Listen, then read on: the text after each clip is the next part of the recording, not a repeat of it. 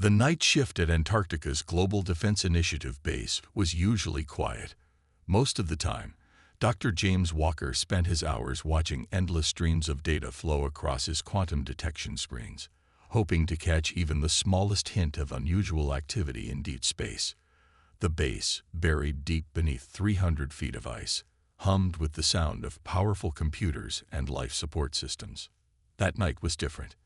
At exactly 3:47 a.m. Earth Standard Time, every detection system in the facility started screaming alerts. Walker nearly spilled his coffee as red warning lights flooded the monitoring room. His hands flew across the holographic interface, trying to make sense of the readings. "This can't be right," he muttered, adjusting his thick-rimmed glasses. The signal patterns were unlike anything he'd seen before. Complex, structured, and definitely artificial. But what made his heart race was their origin. The edge of the solar system, just beyond Pluto's orbit. Walker reached for the secure communication line to his supervisor, then stopped.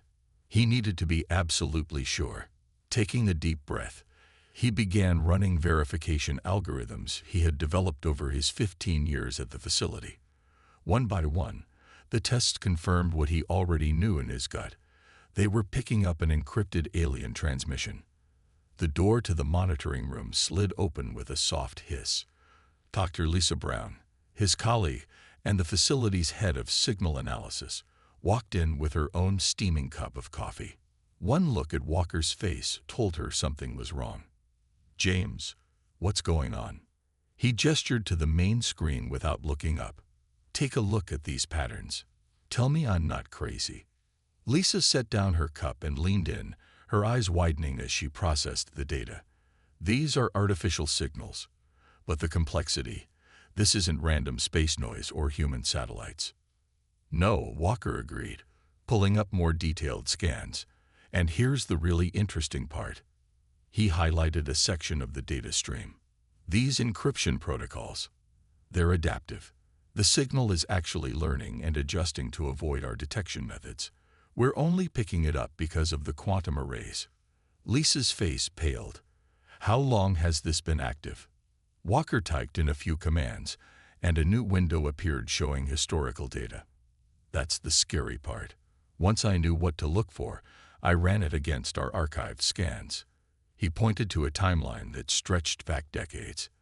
"These signals have been present for at least 100 years, maybe longer. We just couldn't detect them before." 100 years. Lisa sank into a nearby chair. "They've been watching us all this time." "Not just watching." Walker pulled up a 3D map of the solar system. Dozens of small dots appeared, each representing a signal source. "These are probe locations I've identified so far. They're positioned to monitor every major military installation, power plant, and technological center on Earth. This isn't just observation. It's military intelligence gathering." Lisa stood up suddenly. "We need to notify command. Now." Walker nodded, already reaching for the secure phone. As he dialed, a new alert flashed across his screen. The signal patterns were changing, becoming more active. Whatever had been watching them was doing more than just observing now. "This is Dr. James Walker at Deep Space Monitoring Station Alpha," he said into the phone, his voice steady despite his racing heart. "Authorization code Delta 79 Echo. I need to speak with Admiral Reed immediately." "Yes, I understand it's 4 a.m. Tell him." He glanced at the increasingly active signal patterns. "Tell him the Watchers have stopped hiding." As Walker waited for the Admiral to come on the line, he couldn't shake the feeling that humanity had just reached a turning point. For a century, unknown aliens had studied Earth, probably thinking they were undetected, gathering intelligence for who knew what purpose. But now, thanks to humanity's quantum detection breakthrough, their cover was blown. The question was, what would they do next? The encrypted signals from deep space continued to increase in frequency and complexity. Whatever the aliens were planning, Walker had a feeling humanity's long-held secret, that we knew we weren't alone, was about to become the least of everyone's worries. In the depths of Antarctica, surrounded by ice and humming machines, two scientists watched their screens and waited for the world to change. Admiral Thomas Reed stood in front of the massive steel doors of Facility Zero, deep within the Rocky Mountains. His military uniform was perfectly pressed, but dark circles under his eyes showed he hadn't slept since receiving Walker's call 6 hours ago. Two armed guards scanned his biometric data before the doors slowly opened with a heavy sound that echoed through the tunnel. Inside, a young lieutenant waited for him. "Sir, the council is ready." Reed nodded and followed him through a maze of corridors. This facility didn't officially exist. Even the president only knew it as a special research site. But today, that was about to change. The council room was circular, with screens covering every wall. 12 people sat around a large table, the heads of every major space agency and military branch on Earth. They all stood when Reed entered. "Ladies and gentlemen," Reed said, walking to the head of the table, "what I'm about to share has been classified above top secret for 70 years. He pressed a button, and the screens came to life, showing images of what looked like crashed spaceships. In 1953, we didn't just find one crashed alien ship, we found 3. Reed watched their faces carefully. "And we've been reverse engineering their technology ever since." General Wilson, head of the Air Force, leaned forward. "That's impossible. We would have known." Reed smiled. "No, we made sure you didn't." He pressed another button. The floor in the center of the room opened, and a hologram appeared showing a massive underground facility. "Welcome to humanity's real space program." The hologram showed huge hangars filled with advanced ships, weapons that looked nothing like conventional military hardware, and technology that seemed impossible. "Everything you know about our space capabilities is a cover story. Those primitive rockets we send up, they're just for show." The room erupted in shocked whispers.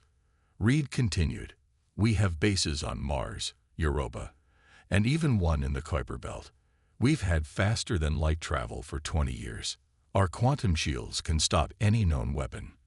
And now, thanks to Dr. Walker's discovery, we know we're going to need all of it. Why keep this hidden?" asked Dr. Carter, head of NASA. "Do you know what we could have done with this technology?" "Because they were watching," Reed replied, bringing up the data from Antarctica. "Those alien probes have been studying us, looking for signs of advanced technology. So we gave them what they expected to see, a primitive species still struggling to reach their own moon." He walked around the table slowly. "Every failed rocket launch was planned. Every limitation in our space program was carefully staged. We needed them to think we were harmless while we prepared." "Prepared for what?" someone asked.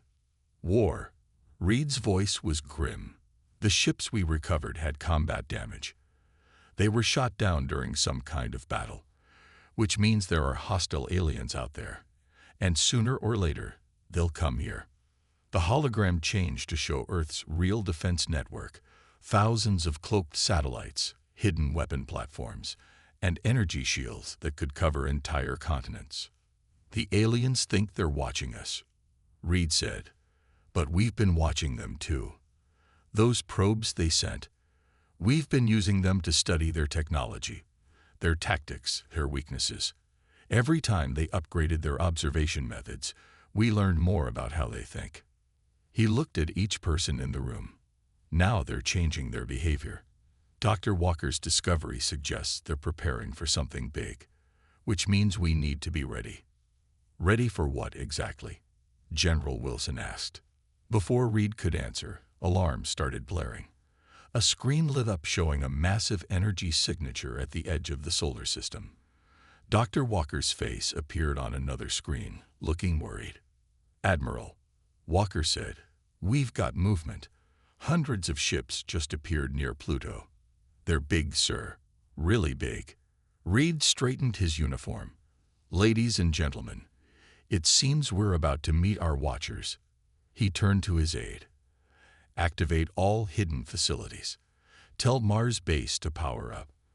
And get me a secure line to every world leader." The hidden truth was about to become very public, and humanity's greatest deception was reaching its endgame. The alien ships filled every screen in Facility Zero's command center. They were massive. The smallest was the size of a small city, while the largest could have swallowed Manhattan whole. Their dark metal hulls seemed to swallow light itself, broken only by lines of pulsing blue energy that ran across their surfaces like glowing veins. Admiral Reed stood with his hands clasped behind his back, watching as more ships appeared through what looked like tears in space itself. Dr. Walker sat at a nearby console, analyzing the energy readings. "Final count?" Reed asked. 317 ships, sir," Walker replied, adjusting his glasses. "They're arranging themselves in attack formation around Pluto." The room fell silent as a new reading appeared on the main screen. The aliens were broadcasting a signal aimed directly at Earth. "They want to talk," Walker said, his fingers flying over the keyboard. "The signal contains..." "Yes, it's a video transmission. Universal Translator is processing it now." Reed nodded. "Put it on screen. Let's meet our visitors." The main screen flickered, and an alien face appeared. It was humanoid, but clearly not human. Its skin was pale blue, with patterns that seemed to shift like clouds. Multiple sets of eyes blinked at them, and when it spoke, its voice was translated into a deep, resonating English. "People of Earth," the alien said, "I am High Commander Trix of the Unified Galactic Council.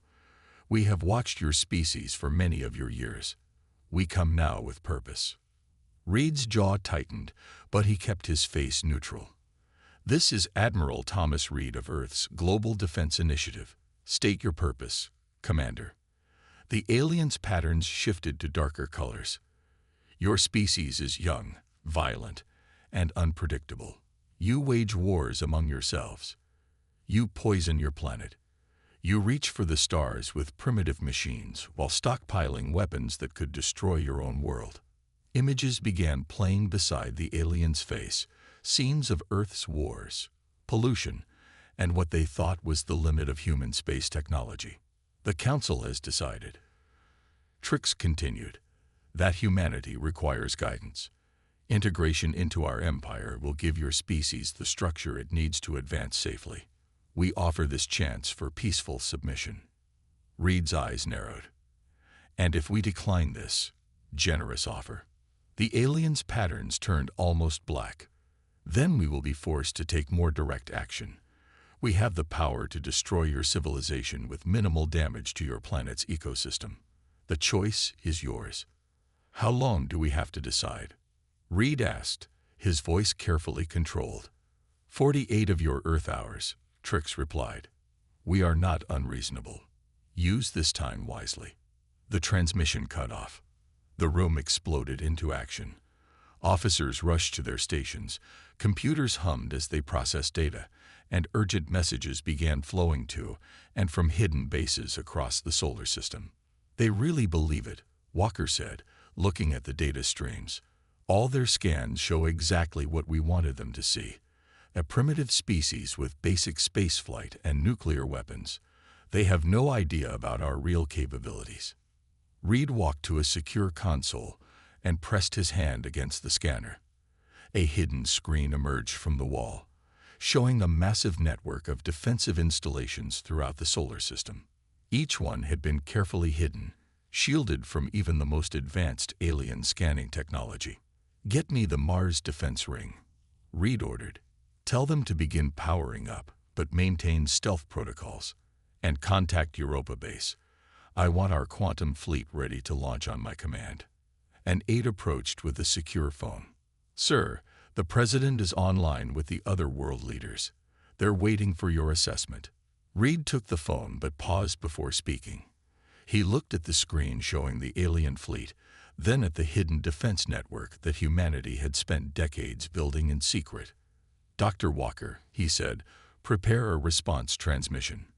It's time to show them exactly who they're dealing with." The next 48 hours would determine humanity's future. But as Reed looked at his officers preparing for what was to come, he couldn't help but smile slightly. The aliens thought they were coming to subjugate a primitive species. They were about to learn just how wrong they were. While the world's news channels showed panicked crowds and emergency government meetings, the real action was happening in secret, deep beneath the Rocky Mountains. Facility Zero had transformed into a war room. Military officers rushed between stations while screens showed real-time updates from hidden bases across the solar system. Dr. Walker hadn't slept in 36 hours, but his eyes were sharp as he studied the alien fleet's communication patterns. "Admiral," he called out, waving Reed over to his station. "I think I found something." Reed walked over, a cup of black coffee in his hand. "Show me." Walker pointed to his screen, where complex data patterns flowed like rivers of light. "Their ships don't communicate like ours do. They use some kind of neural network. All their ships are connected, thinking as one." "A weakness?" Reed asked, leaning closer. "Could be." Walker typed rapidly, bringing up more detailed scans. "See these energy spikes? Their whole fleet shares one command structure. If we could disrupt it." He let the sentence hang. Reed smiled for the first time since the aliens arrived. "We could blind them all at once. Good work." He turned to his communication officer. "Get me Mars base." The screen lit up, showing a massive underground facility carved into the red planet's surface. Colonel Anna Baker, commander of the Mars Defense Ring, saluted. "Sir, all weapons are charged and ready. Stealth systems are holding. The aliens still think Mars is nothing but a dead rock." "Excellent." Reed brought up a tactical display. "How many ships can you target at once?" "All of them, sir," Baker replied with a hint of pride. "Our quantum targeting systems have been tracking each ship since they arrived. We can hit their entire fleet in under 3 seconds." Reed nodded. "Stand by for my signal." He switched channels. "Europa base, report." The screen changed to show an underwater facility beneath Europa's icy surface. Commander Mike Ross stood before a window that looked out into the dark ocean. Behind him, rows of advanced fighters sat ready in their launch bays. "Quantum fleet is prepped and ready, sir," Ross reported. "All pilots are in position. We can launch the moment you give the word." "Good." Reed looked at a countdown timer on the wall. 23 hours remained until the aliens' deadline. "Maintain radio silence. We don't want them detecting anything unusual." As Reed coordinated with the hidden bases, Dr. Walker made another discovery. "Admiral, you need to see this." Reed returned to Walker's station. The scientist had mapped out the alien fleet's entire neural network. "Look at these patterns," Walker said, highlighting specific sections. "Their network has to synchronize every few minutes. There's a 3-second window where the whole system is vulnerable." "Can we exploit it?" Walker nodded. "I'm writing a virus. When their network syncs, we can inject it through their own communication channels. It'll look like normal data flow until it activates." "How long do you need?" 6 hours to write it. Another 2 to test it. We'll be ready well before their deadline." Reed put a hand on Walker's shoulder. "Make it happen." He turned to address the entire command center. "Listen up. In 23 hours, the aliens expect us to surrender. They think we're primitive, helpless, and afraid. They believe their technology is centuries ahead of ours." He walked to the center of the room. "But while they watched us, thinking we were stuck in our cradle, we were building, learning, preparing. Every failed rocket launch taught us about their scanning technology. Every primitive satellite helped us understand their blind spots. We turned their arrogance into our advantage." The room was silent, all eyes on Reed. "When the deadline comes, we're going to show them exactly what humanity can do. Not with brute force, but with planning, with intelligence, with the determination that has kept us preparing for this moment for 70 years. He looked at each person in the room. "Maintain stealth protocols. Check every system twice. When we reveal ourselves, there can be no mistakes. Because we're not just fighting for Earth anymore. We're fighting to show the galaxy that humanity will never bow to threats." As his words sank in, The preparations continued. Hidden weapons powered up across the solar system. Stealth fighters waited in their bays. And in Facility Zero, humanity's greatest deception entered its final hours. 1 hour remained until the aliens' deadline. In Facility Zero's command center, Admiral Reed stood before the main screen in his full-dress uniform. Every medal and insignia had been polished to perfection. Behind him, Dr. Walker made final adjustments to his virus program, while teams of operators monitored the hidden defense network. "Sir," a young lieutenant called out, "the alien fleet is moving. They're spreading out to surround Earth." Reed nodded. "Right on schedule. They're positioning themselves for what they think will be a quick victory." He checked his watch. "Time to give them our answer, Dr. Walker." "Virus is ready, sir," Walker replied, his fingers hovering over the keyboard. "I can inject it into their network the moment they try to sync." "Communications," Reed said, "prepare to broadcast on all frequencies. Let's make sure everyone in the solar system hears this." The room hummed with tension as final preparations were made. On screens around the room, secret bases reported ready status. The Mars defense ring glowed with hidden power. Europa's quantum fleet waited silently in their underwater hangars. Everything humanity had built in secret over 7 decades was about to be revealed. High Commander Trix's face appeared on the main screen. The alien skin patterns swirled with dark colors. "Your time has expired, humans. What is your answer?" Reed stepped forward, his voice clear and strong. "We've prepared an answer for you, Commander. One that's been 70 years in the making." He straightened to his full height. "For centuries, we let you watch us, study us, judge us. Your probes recorded our wars, our struggles, our primitive attempts to reach space. You saw what we wanted you to see." The aliens' patterns shifted to show confusion. "What do you mean?" Reed smiled. "Commander, did you ever wonder why some of your probes occasionally malfunctioned? Why some of your data seemed inconsistent? Did you think it was just equipment failure?"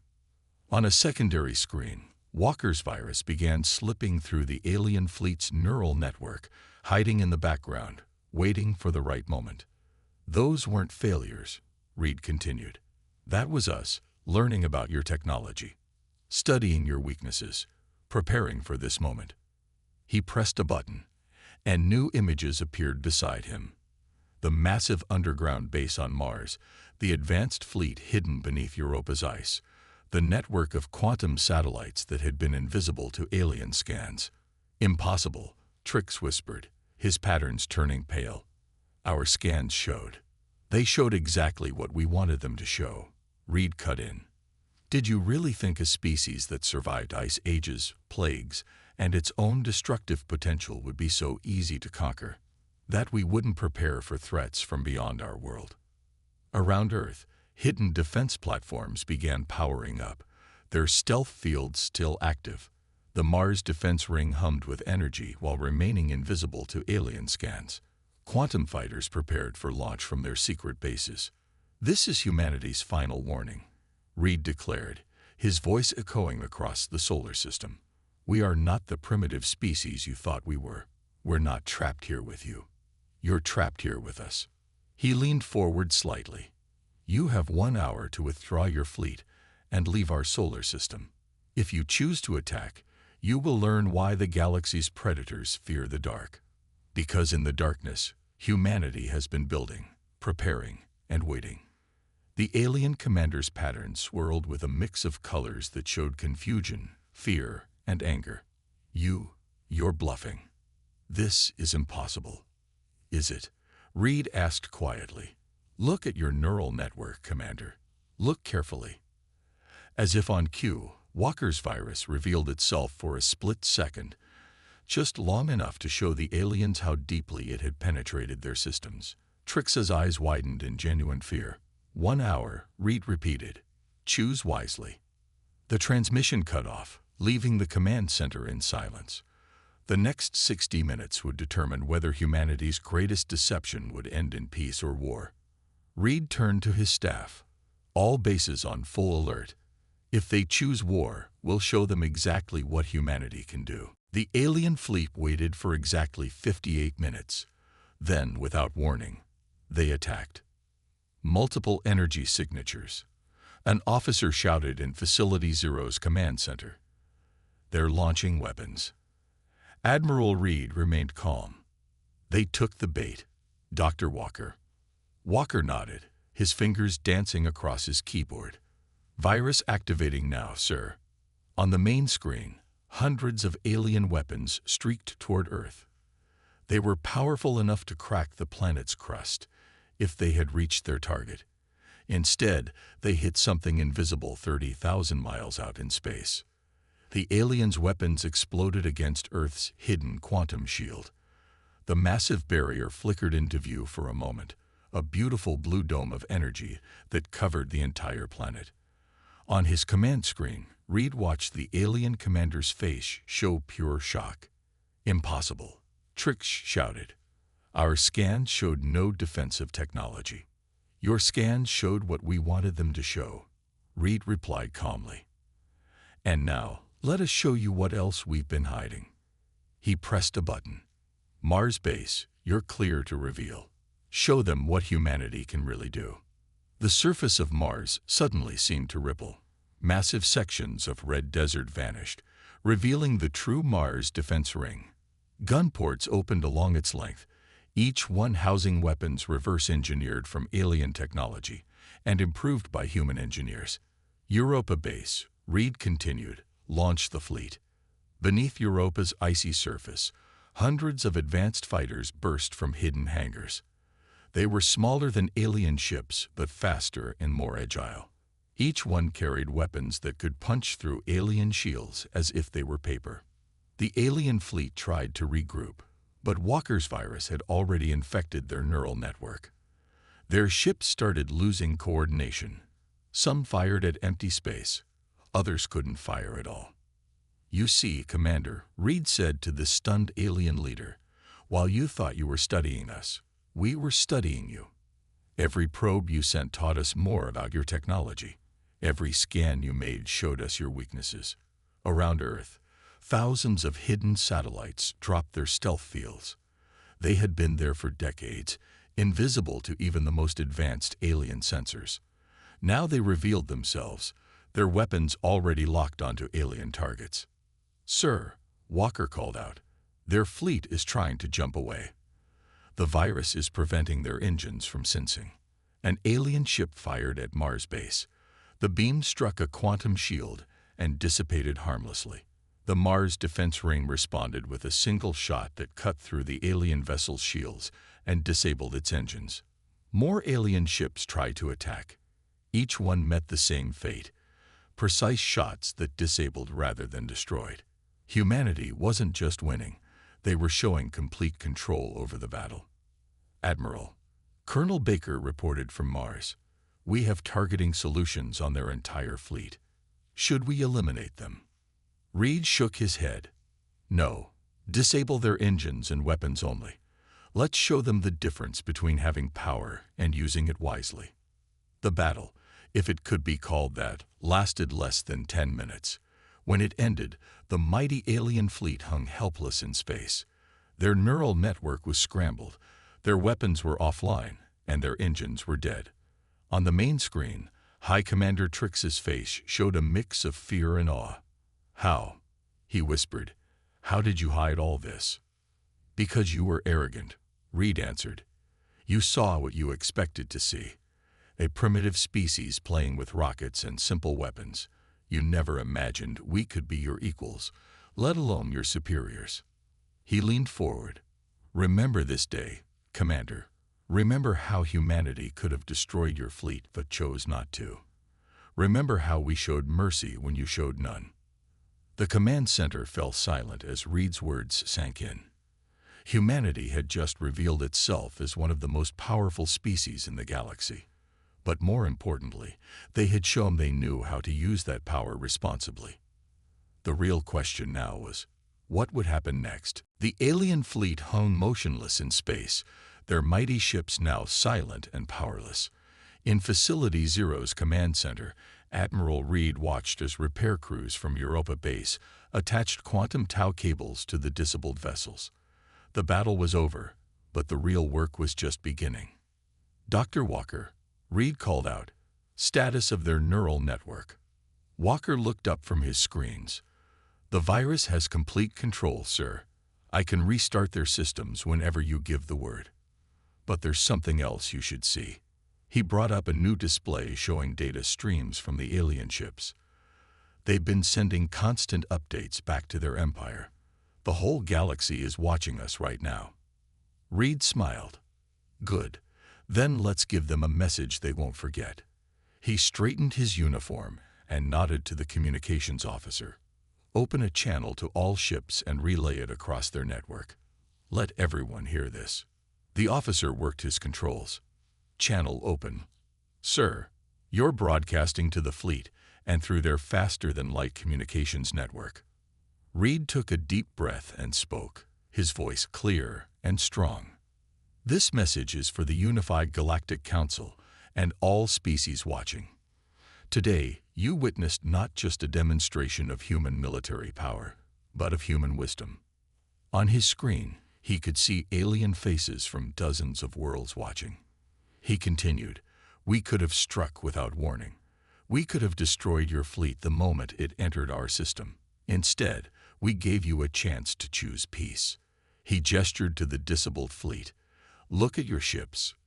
We disabled them with precision and care, avoiding casualties wherever possible.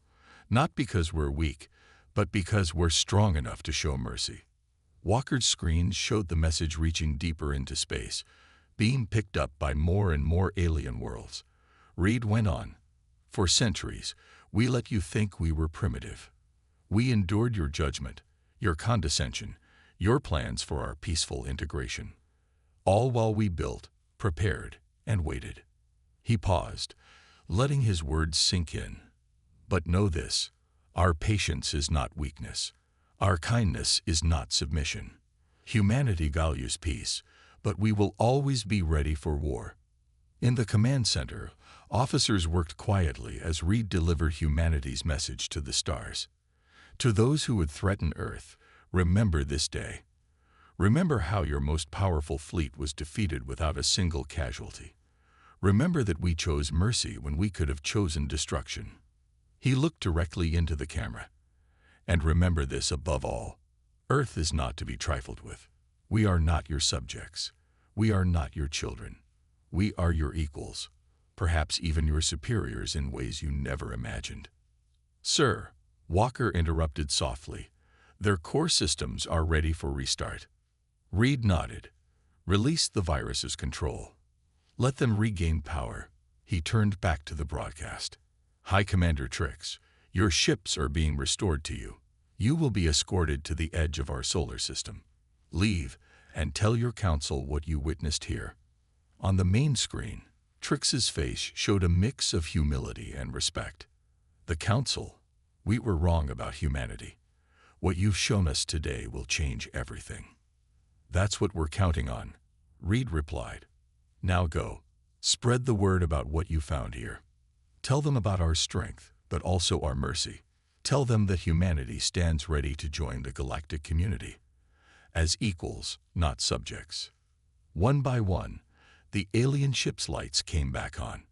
Their engines hummed to life, and under the watchful eyes of the Mars Defense Ring and Europa's quantum fleet, they began moving toward the solar system's edge. In Facility Zero, Reed watched them go. "Dr. Walker, send the data packet we prepared. Let's show them exactly who they're dealing with." Walker pressed a button, transmitting details of human technology, culture, and achievements to the alien fleet. Not everything, of course. Humanity would keep some secrets, but enough to make their point clear. The day Earth revealed its true power was ending, but humanity's real journey as a recognized force in the galaxy was just beginning.